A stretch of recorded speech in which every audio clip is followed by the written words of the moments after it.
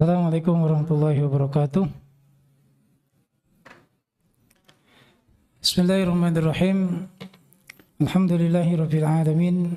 Wassalatu wassalamu ala asrafil anbiya'i wal mursalin nabiyina Muhammad wa ala alihi wa sahbihi ajma'in, amma ba'd. Alhamdulillahi rabbil alamin. Kita selalu memanjatkan kesyukuran kita kepada Allah Subhanahu wa taala sebagai bukti iman kita. Karena Allah menyatakan manusia itu hanya ada dua, imma syakira wa imma kafura.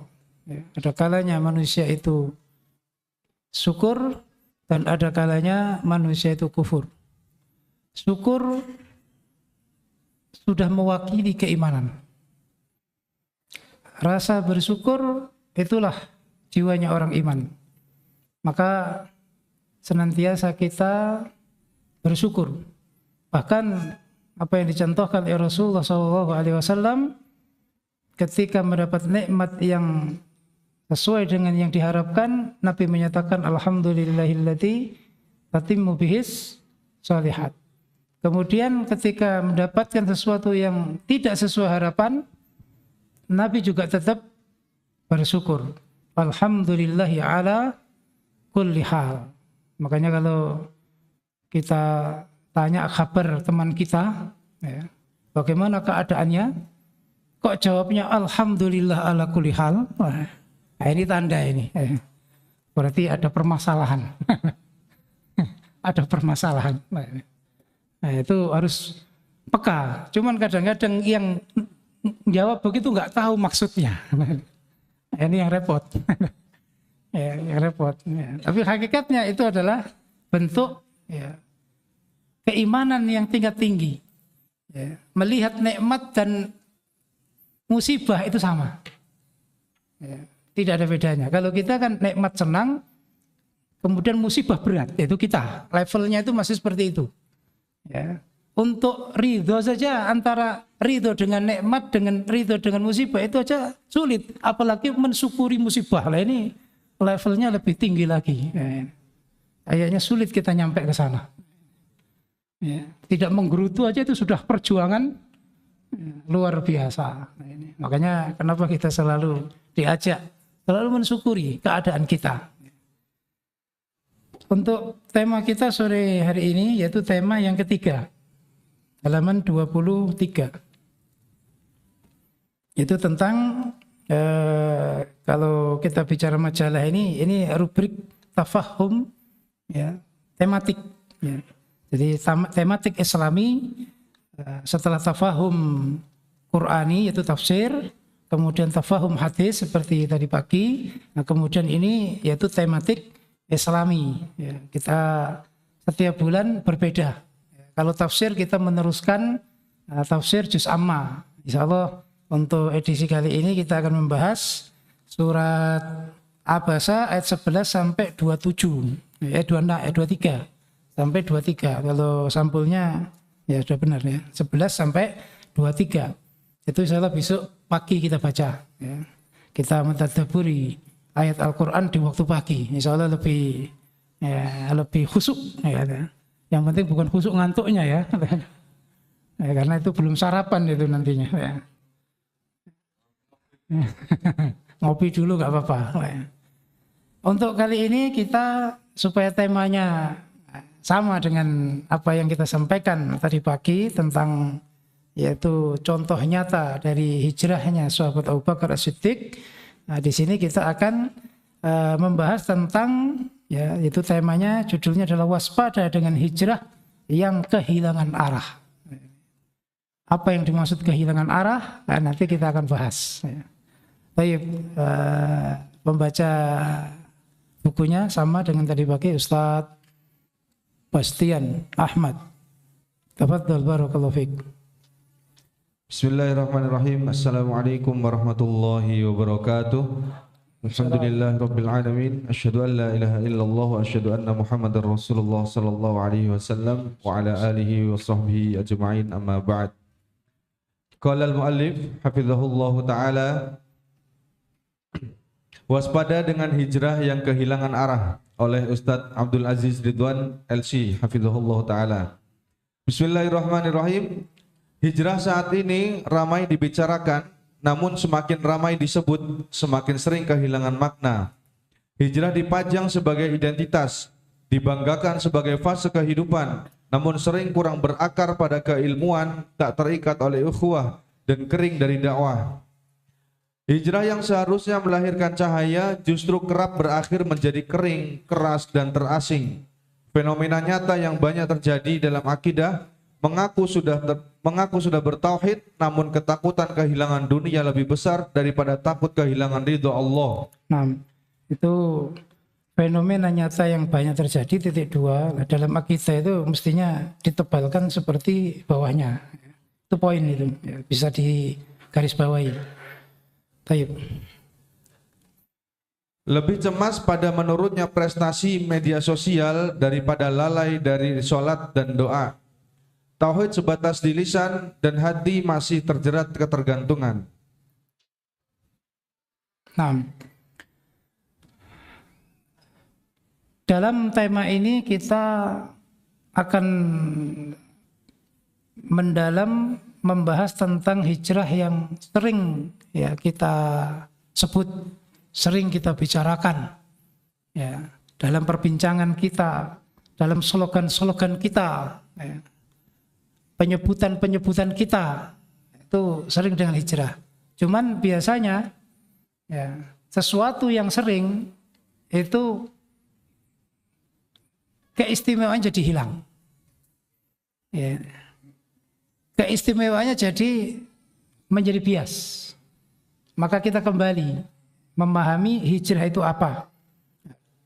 Sesuatu yang perlu kita pahami atau beberapa poin yang perlu kita pahami dari muqaddimah tadi, bahwa hijrah itu bukan hanya perubahan tampilan, ya, bukan hanya perubahan tempat, bukan hanya perubahan komunitas, bukan hanya ya, perubahan suasana, tapi hijrah itu adalah tanda untuk merubah. Yaitu tadi disebut ada 3 hal. Bagaimana perubahan tentang keilmuan. Yang tadinya tidak mengerti ilmu menjadi mengerti ilmu. Itu yang disebut tadi akar keilmuan. Maka hijrah itu akan menjadi kering, akan menjadi tidak bernilai kalau ternyata tidak berakar dari ilmu. Hanya ikut-ikutan, hanya ikut tren. Saudara hijrah. Ya. Apalagi slogan-slogannya, teman hijrah, yang berbau hijrah ditampilkan, tapi tidak berakar keilmuan, jarang mendatangi kajian, jarang melaksanakan atmosfer penambahan ilmu, faedah, hikmah, berarti tidak berakar dengan keilmuan. Maka itu pasti akan kehilangan arah. Kemudian yang kedua, yaitu ukhuwah. Ukhuwah. Fondasi penting dalam hijrah agar tidak kehilangan arah itu adalah terikat dalam ukhuwah.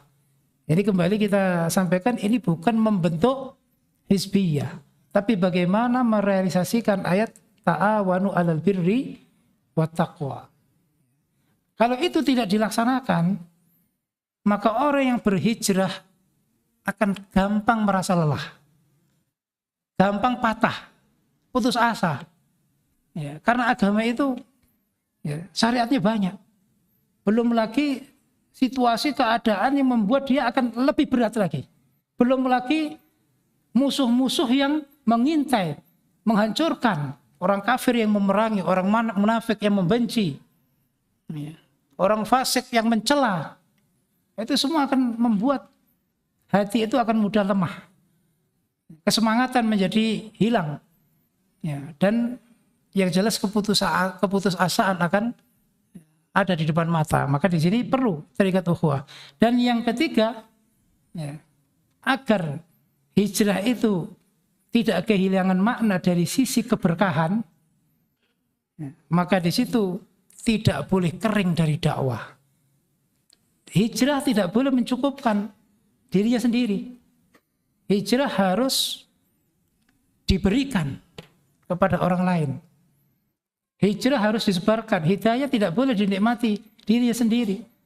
Sebagaimana para nabi, para rasul ketika diberi risalah, mereka menyampaikan, tidak menyimpan. Bahkan Rasulullah sendiri ketika ayat-ayat yang menyindir kuat, menyindir nabi, disampaikan. Abasa wa tawalla an ja'ahul a'ma. Itu itab. Itab itu teguran keras. Cuman bedanya itab itu teguran keras dari orang yang mencintai. Itu itab namanya bahasa Arab. Tapi kalau teguran keras dari orang yang membenci itu namanya sab. Sabun, celaan, cacian. Tapi kalau dari orang yang mencintai, karena tidak ingin orang yang dicintai itu terjerumus dalam kejelekan, itu namanya itab. Maka Allah memberi itab, teguran keras kepada Nabi. Dan Nabi tidak menyembunyikan. Nabi menyampaikan. Ya, maka 3 hal tadi itu. Yaitu keilmuan, persaudaraan, dan dakwah pada kebaikan. Ini yang menjadikan makna dakwah tidak akan pernah kering. Makna dakwah tidak akan pernah hilang. Dan makna dakwah akan senantiasa ada keberkahan. Ya. Allah sendiri menyebut ya, dalil orang iman yang masuk surga. Wa may yuti'illaha wa rasulahu yudkhilhu jannat. Dalil andalan ini. Insyaallah itu di luar kepala itu. Ngelontok namanya. Allah menyebutkan bahwa orang iman orang yang bertaat kepada Allah Rasul masuk surga. Ya. Yudkhilhu jannat. Kemudian Allah menyatakan apa? Khalidina. Khalidin, orang-orang yang kekal. Berbeda dengan ayat setelahnya, wa may ya'sillaha wa rasulahu wa yata'adda hududahu yudkhilhu naron. Apa Allah meneruskan? Khalidan fiha. Ahli surga disebut meskipun satu orang khalidin, sedangkan ahli neraka meskipun ya di situ satu orang disebut satu orang juga, nggak disebut ya, khalidan. Kenapa? Karena nikmat itu akan semakin sempurna ketika bersama orang-orang yang dicintai. Maka Allah memasukkan orang iman bersama anak turunnya, bersama anak istrinya. Dan itu adalah kebahagiaan yang lengkap. Sebagaimana zaman sekarang, orang kalau makan enak, kalau hatinya itu mencintai keluarganya, pasti dalam hatinya akan berkata, suatu saat istri dan anak saya bawa ke sini. Saya ajak mampir ke sini, makanannya enak. Berbeda dengan suami yang mungkin nggak begitu memikirkan. Itu mungkin nggak, jangankan mengajak, bawakan aja juga enggak. Ini kenapa Allah memasukkan orang iman bersama-sama keluarga orang-orang yang dicintainya, bahkan beberapa orang iman yang punya keutamaan diberi hak untuk mensyafaati keluarga. Karena Allah ingin memberi kelengkapan nikmat yang didapatkan dengan bersama orang-orang yang dicintai. Nah, ini yang kita ambil di sini. Hidayah kita, manisnya hidayah itu akan semakin manis kalau kita memberikannya kepada orang lain. Sebab kalau kita miliki sendiri, kita jalani sendiri, kita akan kesulitan. Karena manusia itu oleh Allah sudah diperintahkan ta'awanu 'alal birri wat taqwa. Nanti akan kita bahas.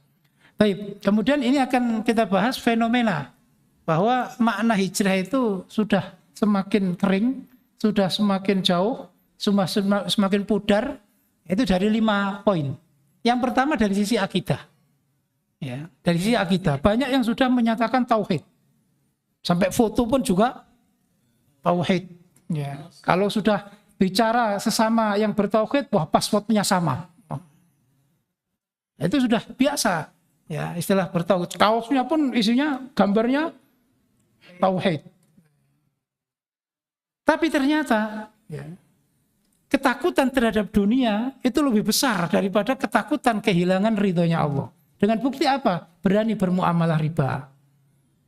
Berani mengambil yang haram, ya, berani ya, mempertahankan yang keliru, ya, padahal itu ada ancamannya. Ya, ini juga peringatan keras bagi saudara-saudara kita yang di dalam yang sudah paham, alias bunglon. Nah, ini juga bahaya, karena kalau sudah menyatakan saya nggak mengafirkan, saya sudah bertauhid, saya nggak mengikuti akidahnya, tapi kalau masih menguatkan mereka, bersama mereka, duduk dengan mereka, apalagi infaknya tertib lagi. Nah, ini musibah. Innalillah wa inna ilaihi raji'un. Ya. Kalau tidak membuat planning bahwa saya akan bertahan dengan berdakwah mungkin setahun atau setengah tahun, itu mungkin masih ada udzur. Tapi kalau tidak, ya, akhirnya semakin kerasan di situ. Ya. Yang tadinya paham malah kepahamannya menjadi hilang. Nah, ini karena apa? Karena itu tadi ketakutan terhadap dunia, mungkin penghasilannya di situ, kerjanya di situ, maishahnya di situ, circle-nya di situ, takut kehilangan. Maka ini belum disebut namanya hijrah. Ya, karena dalam sisi ketauhidan belum terrealisasikan. Lebih cemas dengan menurunnya prestasi di media sosial. Sekarang kan zamannya orang itu bagaimana di media itu dia ya ibarat konten itu banyak dilihat. Ya, followersnya banyak. Nah, kalau menurun susah, itu yang paling disusahkan, sehingga mengejar bagaimana membuat konten-konten yang akan mendapatkan hasil. Dan itu kalau sampai kehilangan, dia lebih susah daripada dia kehilangan waktunya sholat. Lebih susah daripada dia ketiduran sampai subuh nggak berdoa, nggak tahajud. Nah, ini berarti belum makna hijrah masuk dalam realita kehidupan. Baik, yang kedua dalam ibadah. Dalam ibadah, rajin beramal sunnah namun meremehkan yang wajib. Semangat ibadah yang tampak tetapi malas dengan ibadah yang tersembunyi. Ibadah yang mestinya berangkat dari penghambaan tapi ternyata masih menjadi sarana pertunjukan. Nah, ini fenomena sekarang. Ya, dengan akses yang mudah dalam media, banyak orang kalau ibadah itu dilihat, dipublikasikan, diliput, nah, semangat, dipersiapkan, dibiayai, ya, nggak apa-apa, biayanya berapa. Tapi ketika ibadah itu ibadah yang tidak dipublikasikan, seperti bagaimana sholat malam, berdoa, munajat, sedekah tersembunyi, nggak ada, ya, tidak ada kesemangatan. Berarti dalam ibadah nilai hijrahnya belum tampak. Ya, nilai hijrahnya belum tampak. Mestinya ibadah itu berangkat dari penghambaan, ya, dilihat dan tidak dilihat, ya, di situ dipuji atau dicela, nggak ada masalah karena itu penghambaan kepada Allah, yang dicari adalah hanya ridhonya Allah, bukan sarana pertunjukan. Kalau pertunjukan dipuji semangat, dicela jatuh mental. Ya, nggak ada kesemangatan, bahkan mungkin kebaikan yang diberikan diminta kembali. Ya, karena ternyata tidak diakui, tidak dipuji dan sebagainya. Naudzubillah. Berarti hijrahnya kehilangan arah. Ya, hijrahnya belum sesuai dengan makna hijrah sebenarnya. Nah, dalam muamalah itu berinteraksi, ya, terutama dalam berbisnis, ya, kemudian juga berinteraksi dalam hubungan keluarga, itu bermuamalah namanya. Nah, dalam muamalah sering membicarakan halal haram, namun masih curang dalam transaksi, menunda hutang dan memanipulasi kepercayaan dengan label syar'i. Agama hanya dibawa ke mimbar, tapi ditinggal di meja bisnis. Nah, ini juga fenomena banyak zaman sekarang. Mungkin dalam membahas halal haram, mungkin bertanya pada ustadz sana sini, ya, tapi ternyata dalam praktek, ya, masih mengedepankan, ya, pemikirannya, hawa nafsunya, keinginannya, ambisinya. Sehingga tadi itu, ya, agama dibahas hanya di kajian, agama dibahas hanya di masjid, agama dibahas hanya di tempat diskusi agama. Tapi pada saat di meja bisnis, ya, pada saat di lingkungan bisnis ditinggal semua, tidak diindahkan. Ya, dengan alasan nggak apa-apa sementara sampai nanti hasilnya banyak. Setelah itu tobat. Nah, ini berarti merancang, ini berbuat maksiat yang nanti akan tobat. Kira-kira bisa nggak? Allah sudah mencontohkan dalam kisah Nabi Yusuf. Saudaranya Nabi Yusuf sepakat kita bunuh Nabi Yusuf. Setelah itu kita jadi orang-orang solih. Kita bertobat. Setelah melempar Nabi Yusuf ke sumur, kemudian menjualnya di kafilah, apakah pulang terus tobat? Enggak. Membawa bajunya Nabi Yusuf yang diolesi darah, berbohong. Pulang enggak tobat, malah berbohong. Bapaknya tanya setiap hari sampai bapaknya buta, enggak pernah diberikan informasi sebenarnya, dibohongi. Padahal tahu bapaknya itu bahwa anaknya bohong, karena bapaknya Nabi. Sehingga apa? Sehingga sebelum mereka memenuhi panggilan Nabi Yusuf di Mesir, dan itu setelah 40 tahun. Baru mereka menyatakan tobat di depannya Nabi Yusuf. Setelah tidak ada jalan lain kecuali memohon maaf kepada Nabi Yusuf dan meminta ampunan kepada Allah. 40 tahun. Maka tidak bisa seseorang, sementara nggak apa-apa lah riba sedikit-sedikit, nanti sampai modalnya banyak-banyak, hasilnya banyak, sedekahnya banyak. Makanya harus waspada. Ketika interaksinya masih dengan riba, dengan keharaman, kok sedekahnya banyak. Lah ini sebenarnya mengingkari hatinya itu. Maka kita harus waspada juga. Ini juga berarti belum total ya dalam nama hijrah. Ya, karena mungkin tampilannya sudah nyunnah, cara bicaranya sudah sunnah, sudah hijrah, tapi ternyata interaksi bisnisnya masih belum. Berarti belum. Itu masih hijrahnya belum menemukan arah. Ya, belum menemukan arah. Nah, yang ketiga, dalam akhlak, cepat mengutip dalil, namun mudah mencela dan menghakimi. Hijrahnya terlihat dalam pakaian sehari-hari, tapi kelembutan sikapnya tak muncul sama sekali. Nah, dalam akhlak itu adalah sifat yang ada di hati. Itu pasti ya, akan tampil di dalam cara bicara, cara berpikir, bersikap, berinteraksi. Ketika hijrah itu belum merubah akhlaknya yang ada di dalam hatinya, ya ini yang terjadi. Ya, mungkin secara tampilan, secara fisik luar biasa, religius. Ya, yang dibeli pakaian-pakaian religi, yang dikoleksi, ya, kajian-kajian religi, sampai wisatanya wisata religi, kulinernya juga kuliner religi. Tapi kalau ternyata omongannya nggak bisa dikontrol, senang mencela, senang menggunjing, ngerasani, ya, meremehkan, ya. Kata-katanya kotor, kasar. Ya berarti belum pakaian sehari-hari sunnah, tapi ya kelembutannya nggak tampak sama sekali. Naudzubillah. Jadi berarti akhlaknya belum. Berarti belum.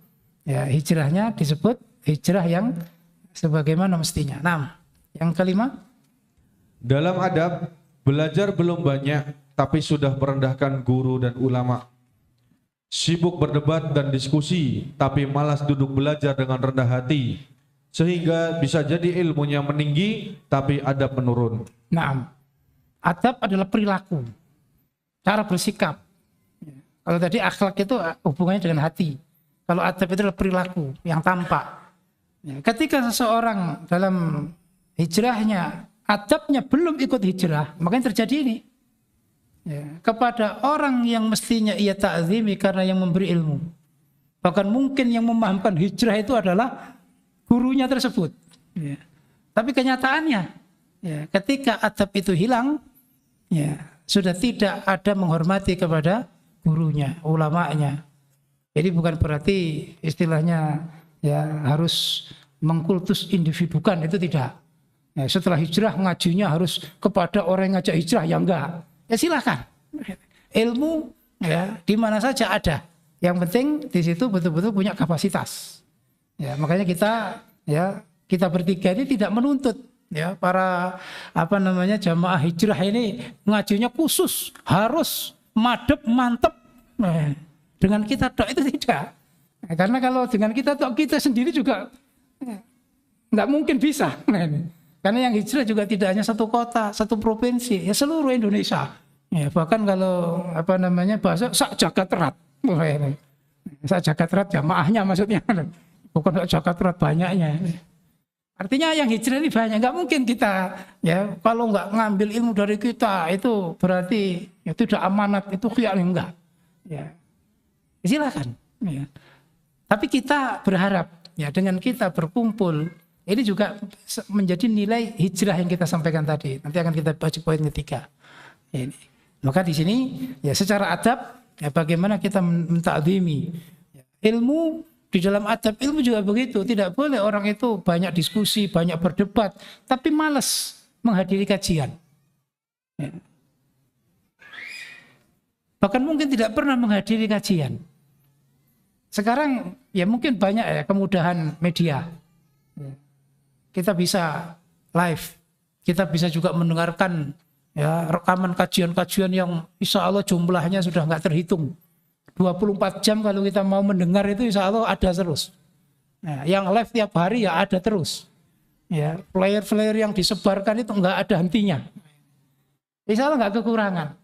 Tapi kita harus tahu bahwa atmosfer majelis ilmu itu tidak akan terwakili dengan layar. Kita hadir seperti ini, ya, apa yang kita rasakan dari atmosfernya, situasinya, keadaannya, kemudian berkumpulnya kita dengan saudara kita, itu akan berbeda dengan saat kita melihat layar. Ya. Awalnya 5 menit melihat layar, berikutnya layar yang melihat kita. Karena apa? Mendengarkan kajian sambil makan, sambil minum, geletaan, ya sudah. Ya. Itu termasuk kata sebagian ulama modern itu qalilul adab. Kenapa? Gurunya suruh ngomong sendiri. Ya. Sedangkan dia tidur. Nah, ini min akbaril jarimah katanya, termasuk lebih besarnya kriminal itu. Gurunya suruh ngomong sendiri, kemudian dia makan. Nah ini juga makna hijrah. Ya, maka ini kita hidupkan. Ya, kita hidupkan untuk ya mendapatkan hikmah makna hijrah yang sebenarnya dan termasuk nilai dakwah yang kita sampaikan tadi. Naam. Hijrah bukan sekedar meninggalkan yang lama, tetapi berpindah menuju yang benar. Bukan sekadar perubahan gaya hidup, melainkan perubahan arah hidup. Hijrah yang lahir tanpa ilmu akan kehilangan arah. Hijrah yang berjalan tanpa ukhuwah akan cepat lelah. Dan hijrah yang berhenti tanpa dakwah akan mengering dalam keegoisan yang membawa kerusakan yang lebih parah. Karena hijrah bukan sebatas gerakan emosional, tetapi proyek peradaban yang dibangun dengan keilmuan, persaudaraan, dan dakwah pada kebaikan. Rasulullah SAW tidak menjadikan hijrah sebagai pelarian, melainkan sebagai pondasi kebangkitan. Di Madinah, hijrah ditegakkan di atas keilmuan yang mengarahkan, ukhuwah yang menguatkan, dan dakwah yang menggerakkan. Tanpa ilmu, hijrah berubah menjadi keberanian tanpa petunjuk. Tanpa ukhuwah, hijrah menjadi perjalanan sunyi yang rapuh. Tanpa dakwah, hijrah terhenti sebagai keselamatan pribadi yang egois membatasi diri. Maka setiap hijrah yang benar harus diuji dengan 3 pertanyaan. Apakah ia menambah ilmu? Apakah ia menguatkan persaudaraan iman?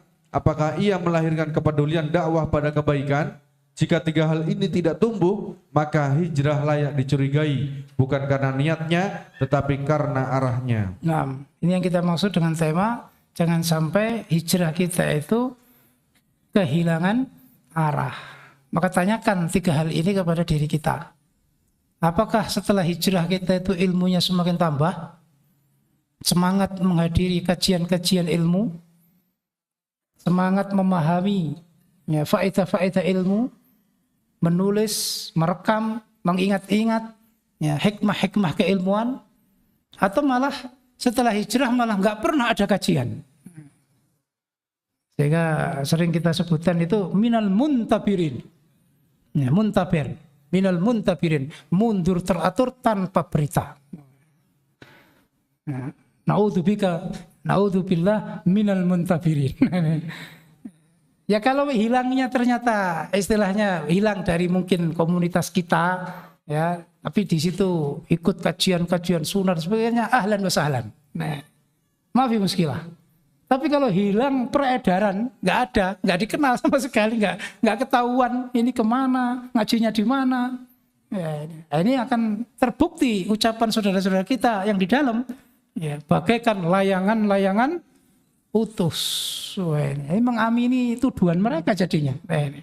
Akhirnya yang mau hijrah nggak jadi jadinya. Ini.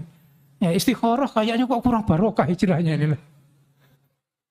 Karena melihat kenyataannya itu. Ini. Itu lontang-lantung ke sana, nggak pernah ngaji, tampilannya juga nggak ada religi-religinya. Ini musibah ini. Ya. Sehingga yang hijrah, yang istiqomah itu juga jadi tercoreng. Nah, ini. Karena semua dianggap sama. Ya. Dianggap sama. Maka ini tadi yang perlu kita miliki. Ya. Bagaimana hijrah ya, yang yang kita lakukan ini sudah membuat kita ilmunya nambah apa tidak. Dan ini sesuai dengan perintahnya Allah tadi, wa qul rabbi zidni ilma. Maka buatlah jadwal. Buatlah jadwal sebulan berapa kali. Ya, sepekan berapa kali. Dulu saja sepekan bisa 7 kali dulu itu. Karena ada sambung, ada pengajian pengurus, ada pengajian agonia, ada musyawarah, full timer pokoknya. Oh, itu perjuangannya luar biasa. Ya, surga di depan mata itu, kan? Nah ini kita sudah nyata-nyata memahami yang sebenarnya. Kok malah? Nah inilah PR kita. Tanyakan pada diri kita. Ini bukan menghakimi ya, bukan menuduh, bukan ngoreksi, tidak. Tapi ini bahan untuk refleksi diri, muhasabah. Ya, bagaimana? Dulu khatam berapa? Sekarang apa yang sudah dikhatamkan? Nah, ya, kalau dulu himpunan-himpunan, wah, ya, diulang-ulang khatam berkali-kali.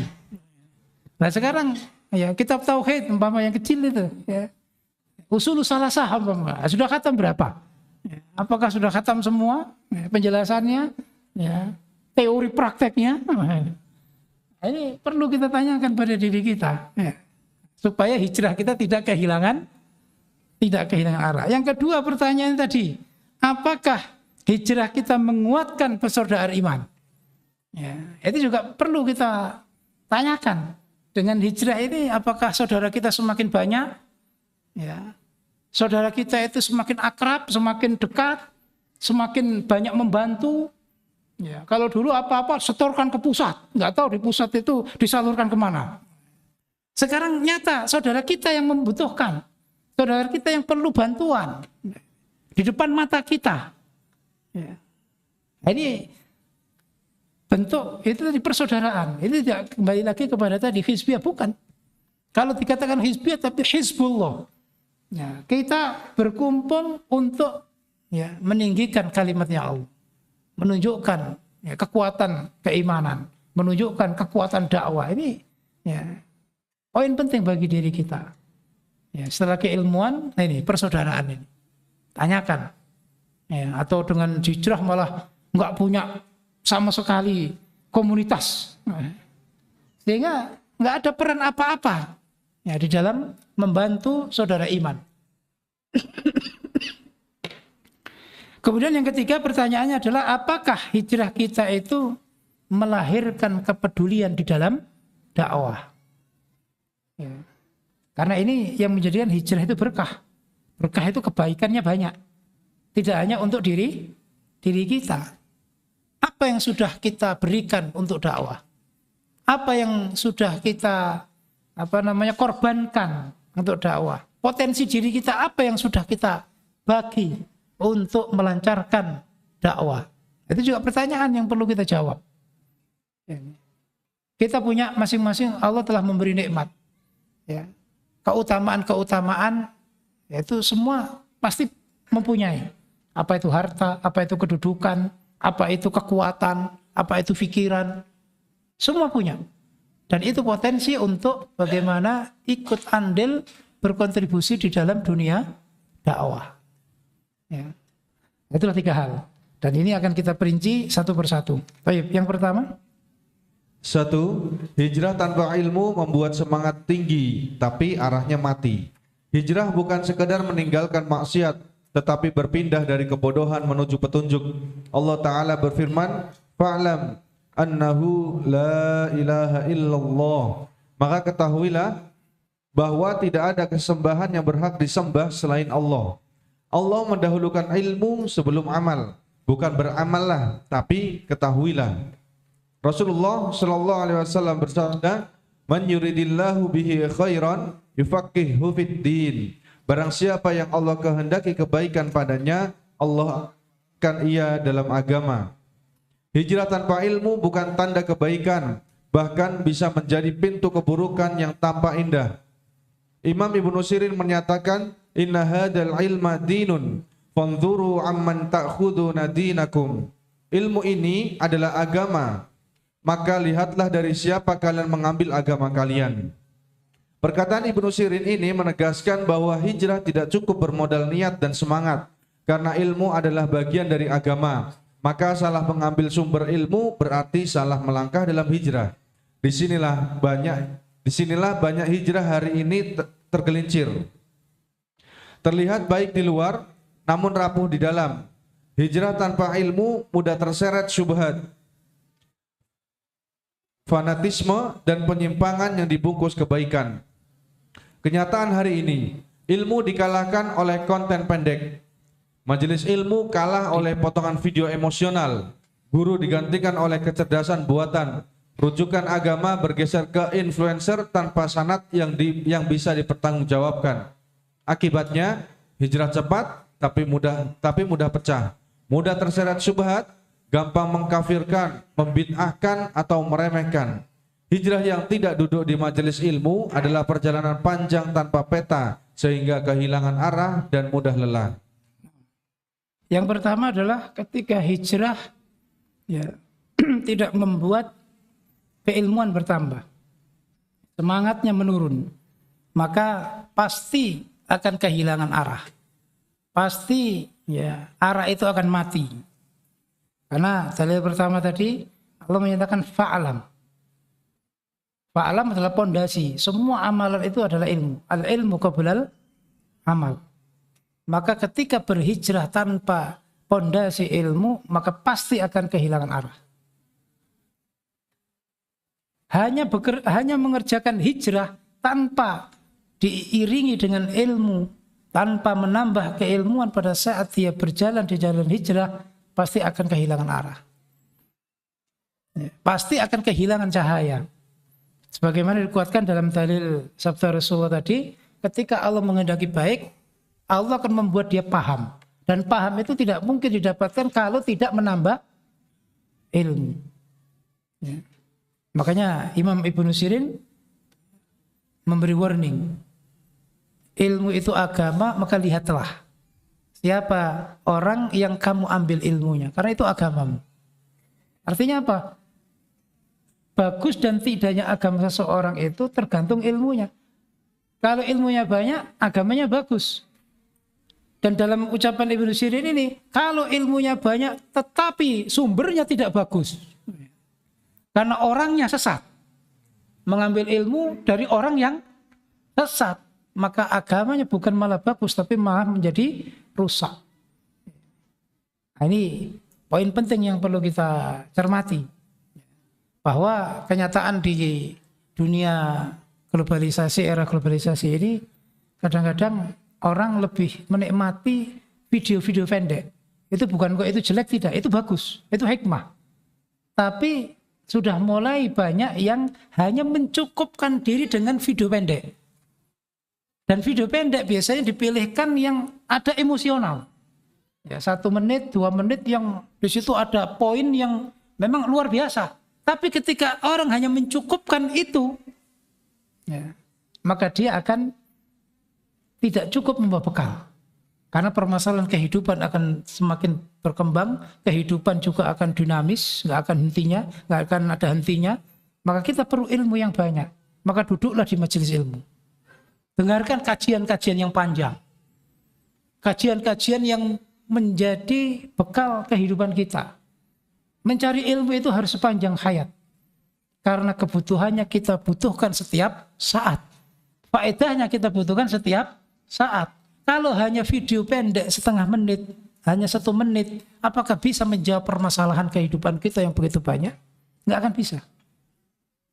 Rasulullah sendiri ketika sholat wajib, setelah sholat pasti ada kalimat yang diberikan pada sahabat, meskipun tidak panjang. Dan itu yang membuat sahabat ya, mendapatkan bekal dalam kehidupannya. Selain sabda-sabda Nabi di momen-momen tertentu, setiap sholat. Ini menunjukkan bahwa tidak bisa kita mencukupkan diri, apalagi mengganti posisi ya para ahli ilmu dengan kecerdasan buatan. Ya, gurunya diganti dengan layar. Nah, ini akan, yaitu memang ada faedah ketika memang dari sumber yang bisa dipertanggungjawabkan. Tapi kita untuk mendapatkan atmosfer yang saya sampaikan tadi tidak bisa. Ya, sekarang masalah dunia saja. Contohnya orang yang senang musik. Kalau dia mencukupkan diri hanya di layar, nggak akan menjiwai.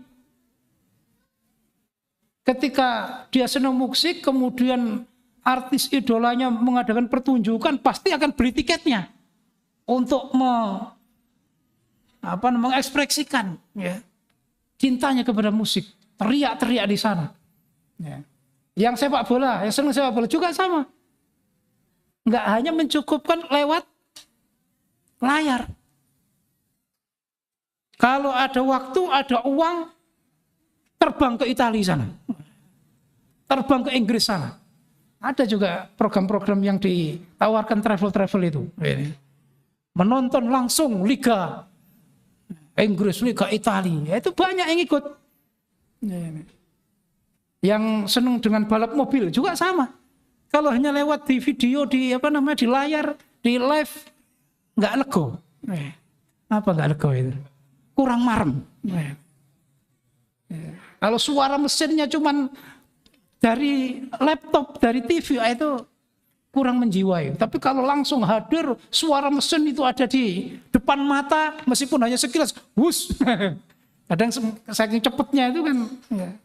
Balapan itu begitu. Kalau yang Formula One itu bisa mobil bisa sampai 400-500 kilo per jam di darat. Seperti itu kalau menjiwai hadir. Nah kita juga sama. Kalau ilmu kita cukupkan hanya lihat di layar, meskipun panjang, apalagi yang pendek-pendek, maka kurang menjadi bekal bagi kita dalam menghadapi tantangan kehidupan. Maka hijrah yang hakikatnya sebenarnya yaitu tidak mencukupkan diri. Maka semua yang fenomena nyata di dalam kenyataan hari ini yang kita tulis tadi itu nyata. Kadang-kadang lebih tertarik, lebih terkesan dengan ucapan-ucapan ya yang mengesankan tanpa didasari dengan dalil, tanpa didasari dengan ilmu. Ungkapan-ungkapan yang menyentuh hati. Itu lebih diidolakan daripada yang membacakan ayat. Artinya apa? Berarti lebih tersentuh dengan ucapan manusia daripada firman-Nya Allah. Ini tanda tanya besar. Imannya bagaimana? Terhadap ayat nggak pernah bergetar, nggak pernah tersentuh, tapi kepada ya puisi-puisi, dai-dai yang sekarang itu banyak sekali, lebih terkesan. Lebih terkesan. Ini perlu kita koreksi, ya, perlu kita muhasabah. Sehingga akibatnya tadi itu, ya hijrahnya mungkin ya hijrahnya lancar, tapi ternyata di situ gampang putus asa, gampang pecah, gampang terseret syubhat. Ya, dulu memusuhi ya, ahlu bid'ah, sekarang jadi teman. Malah ikut-ikutan. Malah membiayai. Jadi mubaliknya lagi. Ya, nah ini berarti terarahnya luar biasa. Nah itu berarti ya, arahnya yang nggak terarah itu. Nah itu juga akan menjadi bahan tertawaan. Ya, saudara kita itu kan terhadap ahli bid'ah itu kan wah, luar biasa. Ya, kalau baik itu hanya budi luhur itu, ya kan? Ya. Mereka sangat menghindari, sangat. Ya, meskipun kenyataannya kadang-kadang ya malah dilakukan. Tapi kelihatan yang nyata mereka itu nggak mau melihat yang hijrah kok malah ikut ke kuburan, ya, ikut tawasulan, rokokan lagi. Nah, ini kan akhirnya innalillah wa inna, itulah orang yang hijrah itu seperti itu. Nah, ini bahaya. Ya, akan mendangkalkan nilai-nilai dakwah yang kita bangun. Baik, yang kedua. Dua, hijrah tanpa ukhuwah, istiqomah yang akan cepat patah. Islam tidak membangun individu yang menyendiri, tetapi umat yang saling menguatkan. Allah Ta'ala berfirman, innamal mu'minuna ikhwah. Sesungguhnya orang-orang iman itu bersaudara. Ukhuwah bukan aksesoris hijrah, tetapi penyangga iman ketika hampir runtuh. Rasulullah SAW bersabda, al-mu'minu lil mu'mini kal bunyan, yashuddu ba'duhu ba'do. Seorang mukmin bagi mukmin lainnya seperti bangunan, saling menguatkan. Imam Ayyub As-Sikhtiyani rahimahullah berkata, inni la afrahu bimautir rajuli min ashabi aktsara mimma afrahu bihayatihi li'annahu kana yu'inuni ala dini. Aku lebih bersedih kehilangan sahabatku daripada kehilangan dunia, karena ia membantuku dalam agamaku. Nah, kalimat afroh itu kalau makna aslinya gembira. Ya, itu makna lafadz. Tapi ini dipakai oleh Imam As-Sikhtiyani dari sisi balaghah namanya. Jadi maknanya senang, tapi yang dimaksud itu kebalikannya. Ya, itu dari sisi sastra itu ya, dari sisi sastra itu kalau di balaghah dibahas. Jadi saya lebih susah kalau kehilangan teman, apalagi yang menemani hijrah, daripada kehilangan apapun yang ada di dunia. Kenapa? Karena orang yang menemaniku itu yang membantu agamaku. Jadi daripada kehilangan harta, kehilangan jabatan, kehilangan reputasi, keterkenalan, itu akan lebih susah kehilangan orang yang menemani dalam hijrah. Itu yang dikatakan oleh Imam As-Sikhtiyani. Baik, pengertiannya perkataan Imam ini? Perkataan Imam Ayyub As-Sikhtiyani ini menegaskan bahwa ukhuwah sejati bukan sekedar kedekatan sosial, tetapi ikatan iman yang saling menegakkan agama. Dalam konteks hijrah, sahabat yang menguatkan ketaatan lebih berharga daripada dunia, karena merekalah yang menjaga istiqomah saat iman melemah. Hijrah tanpa lingkungan yang menolong dalam agama akan mudah rapuh dan kembali mundur. Ungkapan ini juga menunjukkan bahwa nilai seorang sahabat diukur dari perannya dalam menjaga agama, bukan sekedar kedekatan emosional. Kehilangan orang yang menolong dalam ketaatan adalah musibah iman, bukan sekedar musibah sosial. Ukhuwah sejati dalam hijrah adalah ikatan yang menguatkan menuju Allah, bukan hanya fenomena di dunia. Fenomena hijrah di era modern yang mendangkalkan nilai ukhuwah diantaranya hijrah tapi anti kebersamaan, mengaku cukup dengan aku dan Allah, menolak nasihat, alergi koreksi, sibuk menyalahkan umat, lupa merangkul dan memberi bimbingan. Padahal iman itu naik turun, dan orang yang berjalan sendirian akan lebih cepat lelah dan jatuh. Hijrah tanpa ukhuwah melahirkan pribadi keras, curiga dan rapuh. Nah, poin kedua yaitu bagaimana hijrah kita ini ya, menanamkan ukhuwah yang lebih kuat, ya, menanamkan persaudaraan yang lebih kuat. Karena secara dalil orang iman itu adalah saudara. Innamal mu'minuna ikhwah. Jangan sampai dengan hijrah kita jauh dari saudara kita. Ya, kadang mungkin merasa dinasihati sulit, ya sudah. Baini wa bainakal adawah. Oh, itu orang kafir itu. Ya, antaraku dan kamu itu ada permusuhan, jurang besar yang memisahkan kita. Ya, nggak begitu. Ya, kita harus tetap ya, menyampaikan. Ya, kita harus menunjukkan persaudaraan. Itu kalau kita memang istilahnya mampu untuk melaksanakan. Kadang-kadang kan kalau orang itu ya nyapa nggak dijawab itu kan sudah males akhirnya, males akhirnya. Itu ya kalau seperti itu mungkin dalam poin-poin tertentu atau momen tertentu nggak masalah. Tapi yang jelas kita harus ya ukhuwah itu harus tetap ada. Baik yang sudah kita tinggalkan, ukhuwah kita buktikan dengan kita memberi nasihat, mengingatkan, atau dengan ukhuwah yang sama-sama hijrah. Karena itu akan mendapatkan nilai-nilai pemanfaatan, ya, nilai-nilai faedah yang besar. Ya, selain menguatkan, ya, namanya beramal, amal yang besar seperti hijrah itu tidak akan lepas dari cobaan. Makanya di dalam ayat itu hijrah itu mesti digandeng jihad. Walladzina jahadu, ya, kemudian wa hajaru. Innal ladzina hajaru wa jahadu. Mesti digandeng karena apa? Sama-sama ada nilai nasab. Nasab itu kepayahan, capek, penderitaan. Ya, itu pasti. Ya, dan dalam ayat yang sudah kita sampaikan bahwa namanya hijrah itu pasti ya ada hijrah itu min ba'dzi ma dzulimu. Setelah mereka itu mengalami penganiayaan, dianiaya, itu memang kenyataan. Hijrah itu adalah amalan yang berat dan insya Allah masing-masing kita yang sudah punya cerita masing-masing dalam hijrah ini merasakan hal itu. Merasakan hal itu.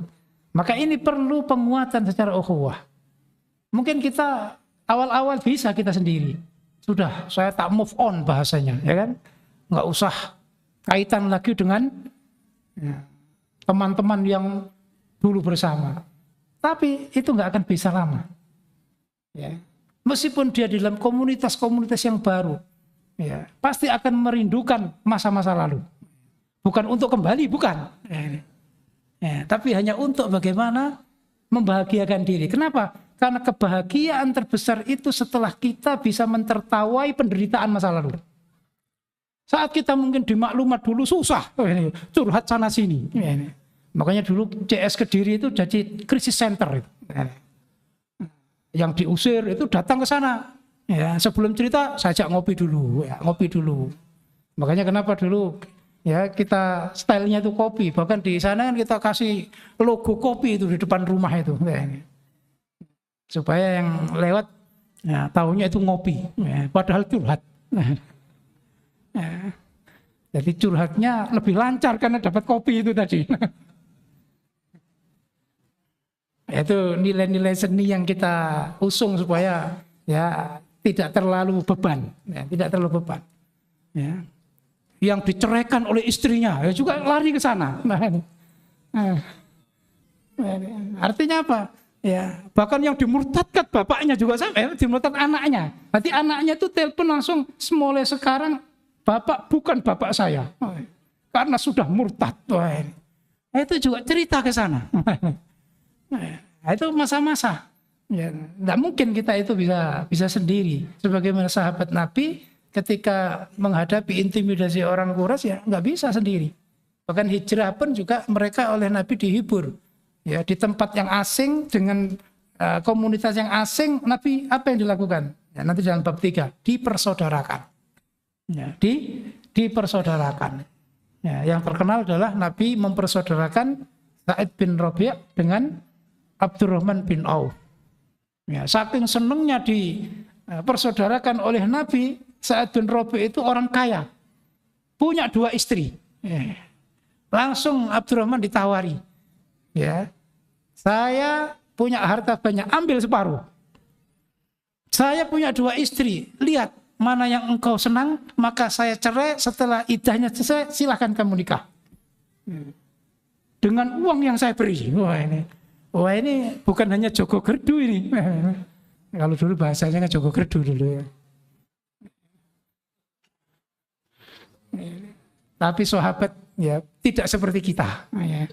Kalau kita alhamdulillah mansurin ini. Ini pertolongan ya. Jutaan, rintangan, miliaran ya, kemenangan ya.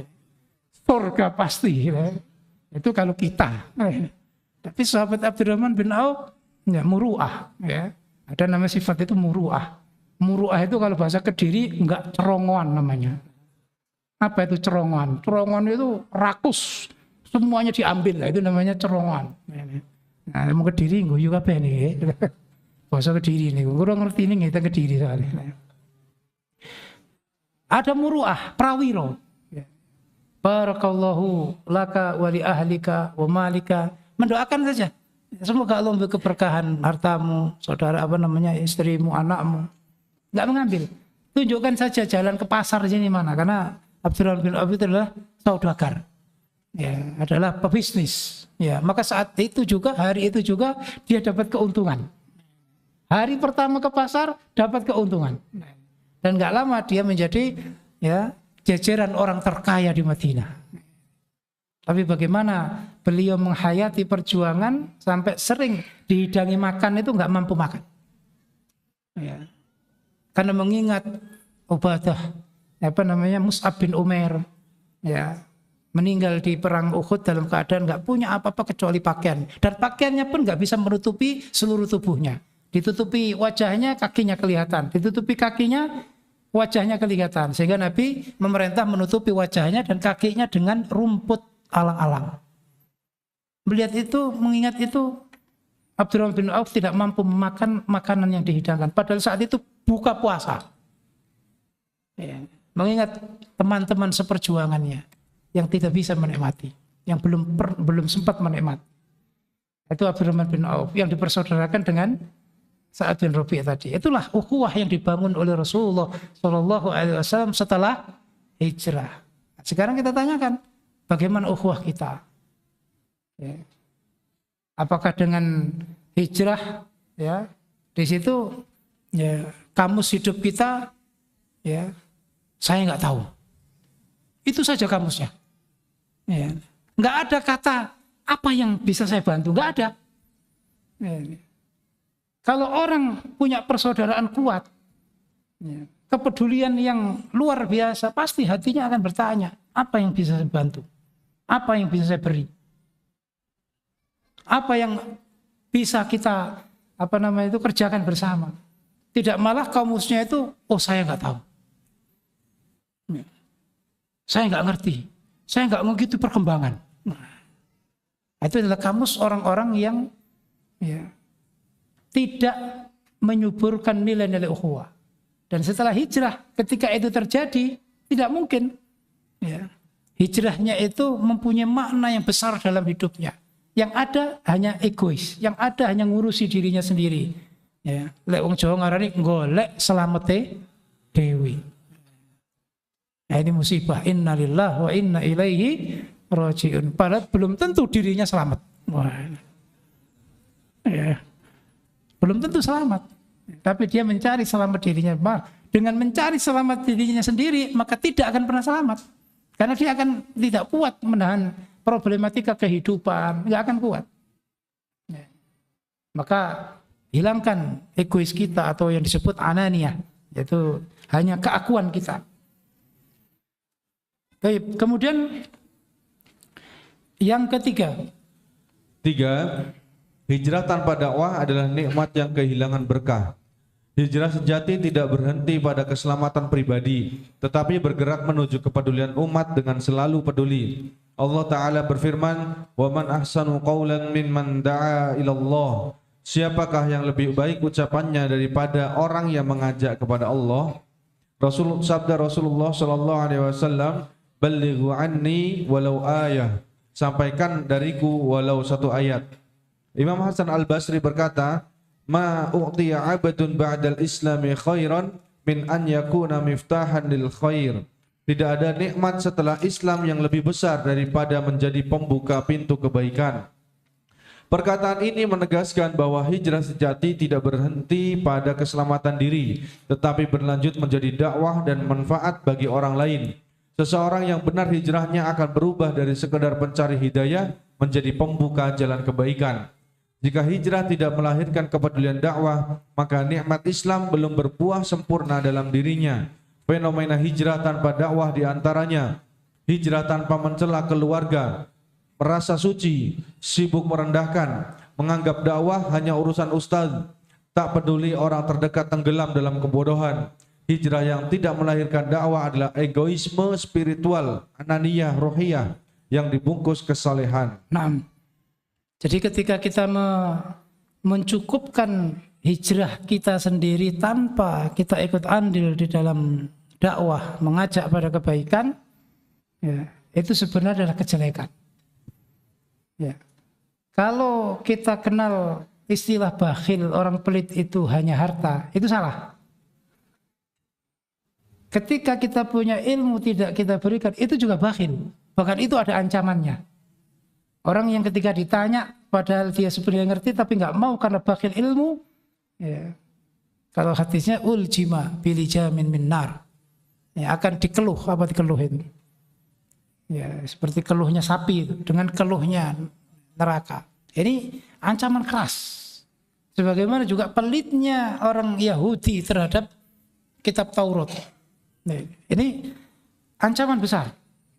Maka jangan pernah mencukupkan diri dengan keselamatan kita. Makanya perlu kita waspadai, ya.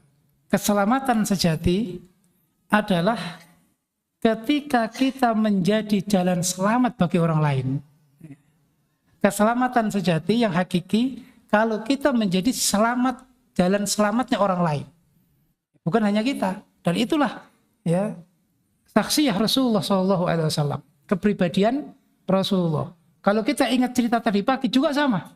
Bagaimana seorang sahabat Abu Bakar As-Siddiq ya, menjadi orang yang melayani Nabi untuk bagaimana Nabi selamat dalam pemburuan orang Quraisy. Ya, dengan semua yang dimiliki, potensi yang dimiliki, yang kita sebut tadi itu totalitas hijrahnya, dari mulai dirinya, hartanya, keluarganya, anaknya, istri, semua dilibatkan. Nah, ini bentuk dari bagaimana tidak mencukupkan diri hanya sibuk ya, dengan hijrahnya atau dengan keselamatannya. Maka ya, tadi disampaikan tidak ada amalan yang lebih baik daripada mimman ta'a ilallah.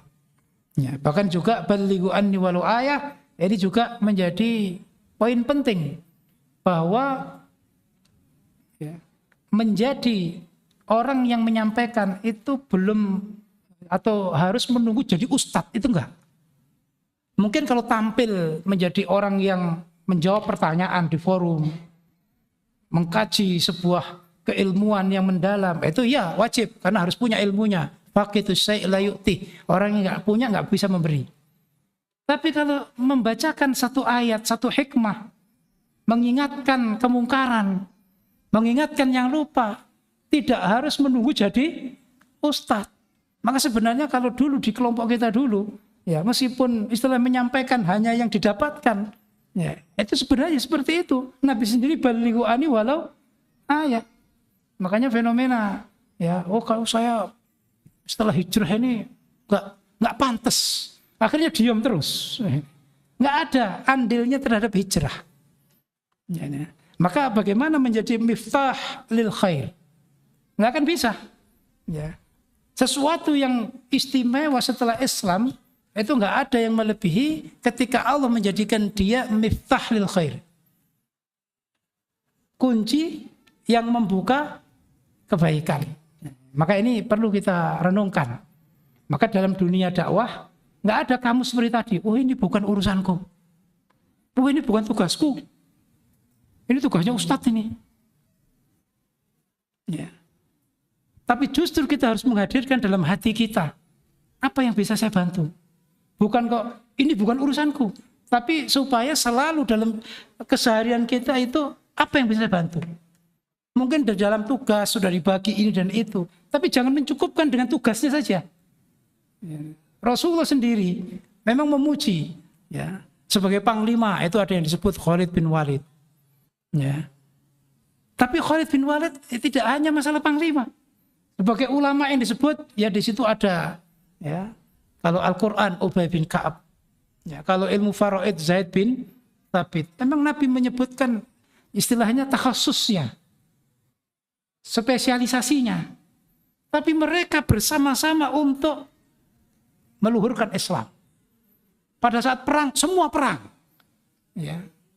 Bukan kok saya tak bagian doa, karena doa orang jauh itu mustajab. Nggak seperti itu. Ya, nih. Maka kita betul-betul harus, ya, tuh kok TV-nya dimatikan aja. Ini bentuk dari ya bagaimana jangan sampai kita dalam hati kita itu hanya, wah ini bukan urusanku, tapi supaya ya apa yang bisa saya bantu.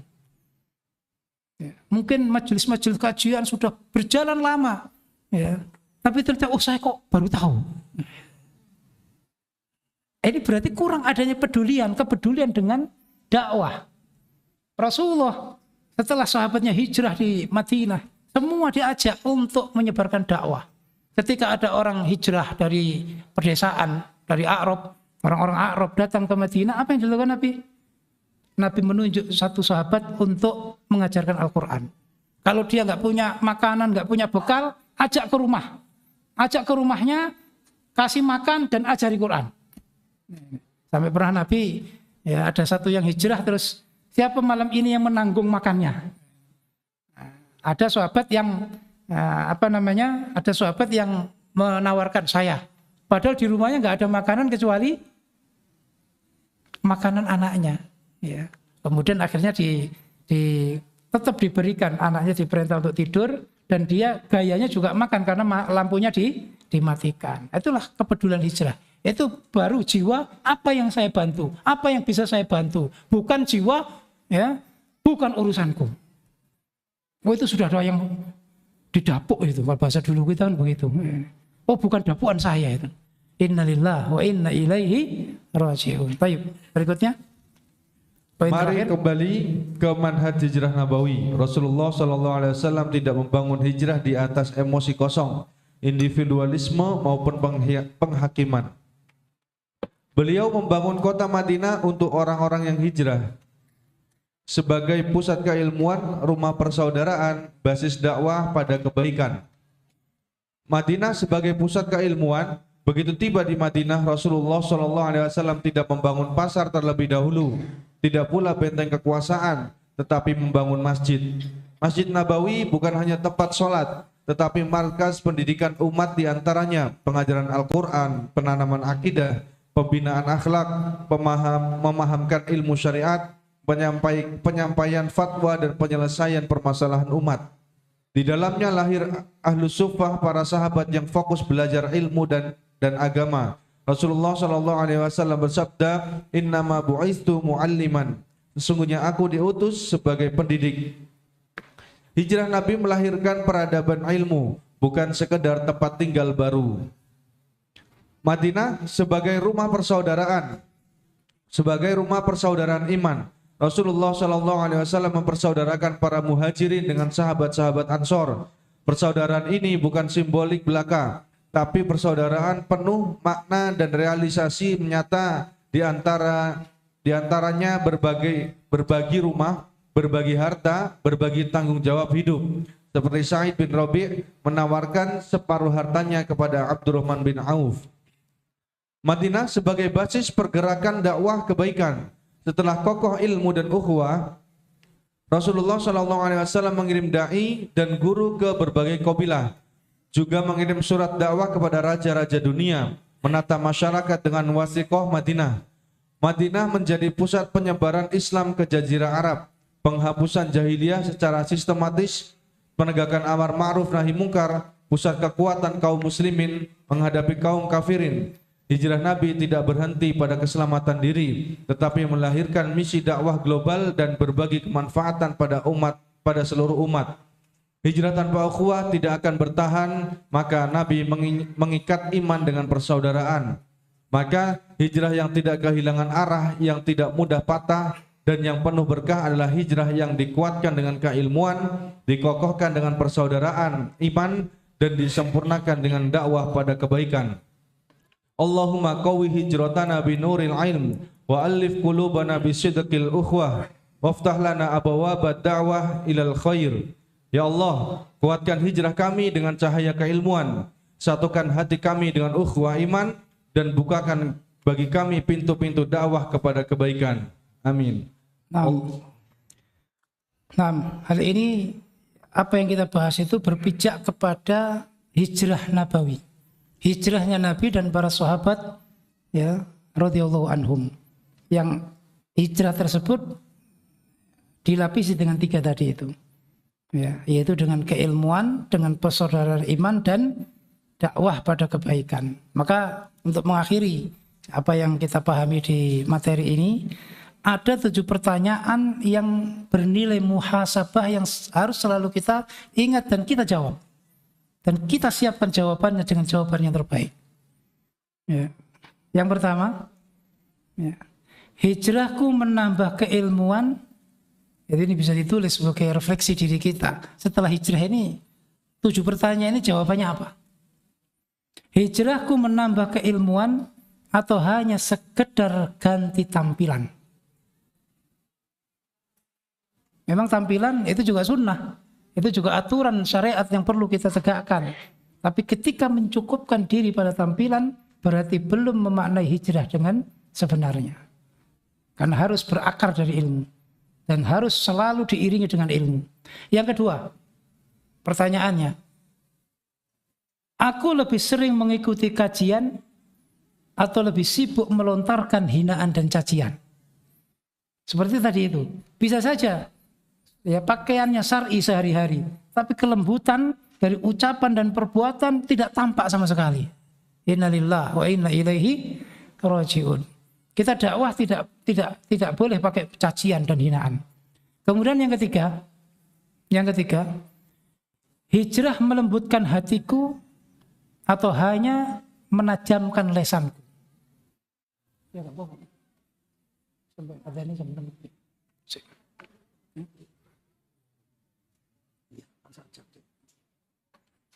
kurang 5 menit.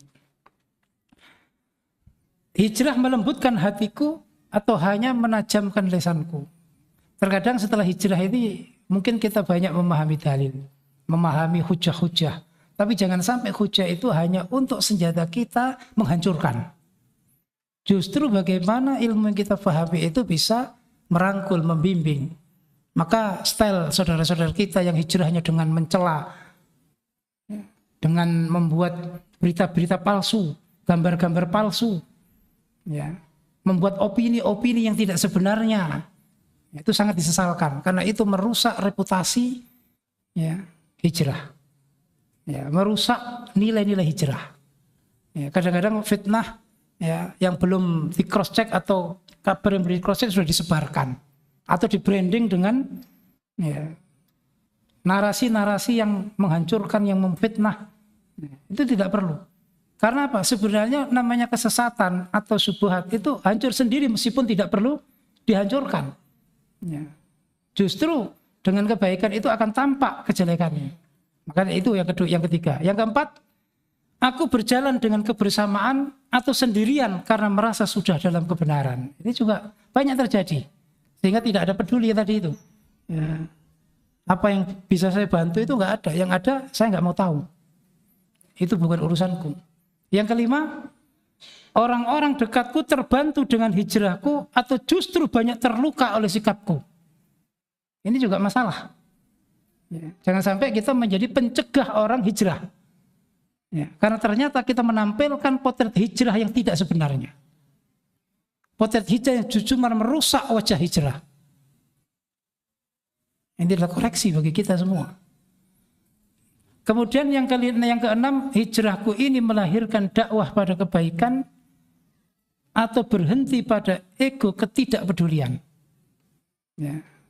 Berarti peran kita, kontribusi kita dengan hijrah itu apa? Yang sudah kita berikan dalam berdakwah itu apa? Ya. Apa kita menyerahkan kepada orang lain? Ya.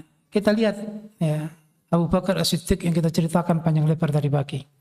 Kemudian yang terakhir, jika ajal menjemputku hari ini, siapkah hijrahku ini menjadi jawabanku saat ditanya nanti? Kita sudah berhijrah.